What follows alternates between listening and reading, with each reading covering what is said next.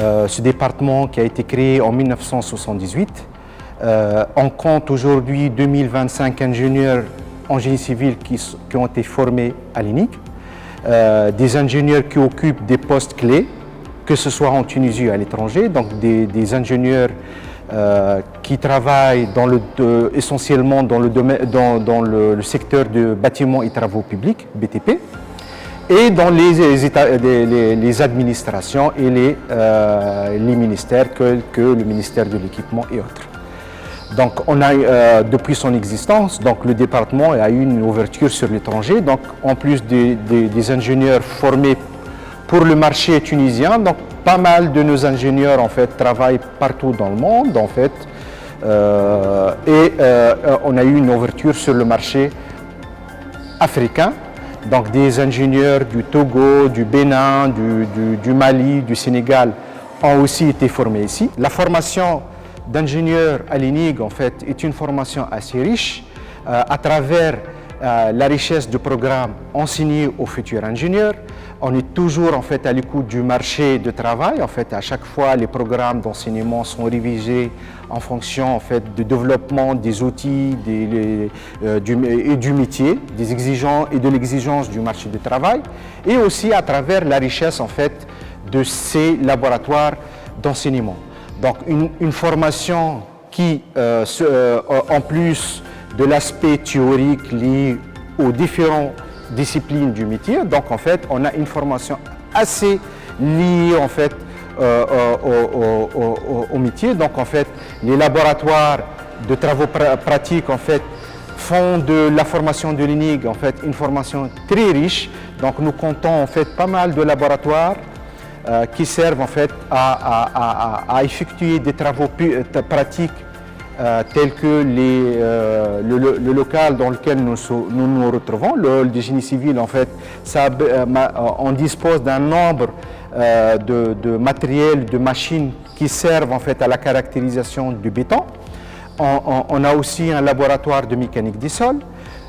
Les essais liés à la reconnaissance du sol, que ce soit au laboratoire ou in situ, en fait, on fait profiter à nos futurs ingénieurs en fait, de découvrir ces outils en fait, et avant l'utilisation dans un cadre professionnel. On a aussi un laboratoire de matériaux de construction, on a aussi un laboratoire d'acoustique, un laboratoire de résistance de matériaux et de structures.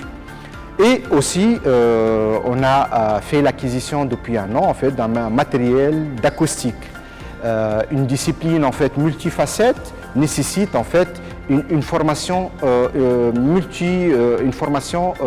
qui prend en considération tous les secteurs dans lesquels nos ingénieurs peuvent travailler, sachant que le génie civil, en fait, nos ingénieurs travaillent dans le secteur du bâtiment, dans le secteur de route, dans le secteur des ouvrages d'art, dans les ouvrages hydrauliques. L'ingénieur, en fait, il intervient dans les différentes phases, que ce soit dans la conception du projet, dans l'étude du projet et dans la réalisation et le suivi des travaux. Donc, en fait, nous essayons dans notre formation que le futur ingénieur, en fait, maîtrise un minimum de ces 4 ou 5 aspects du métier.